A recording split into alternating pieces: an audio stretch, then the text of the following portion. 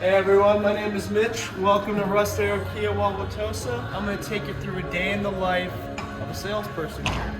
So in the morning we come in, and typically what we do is come over to some of our cubicles over here, Sharon. Alright. And in the mornings, you get your coffee and you get going, and then you sit down at one of our offices here.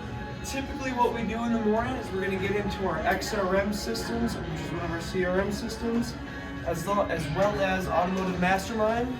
So we're going to start the day by checking our emails, going through our follow-ups, seeing if there's any leads that we can follow up on or any new ones that we can generate through Automotive Mastermind. And then, maybe you take a stroll through the service department, see if anyone's available to see about the possibility of looking at what their car is worth, trading it in, trading up, or even just selling it to you. So it's a good way to get the day started, and that's kind of how the day gets going here.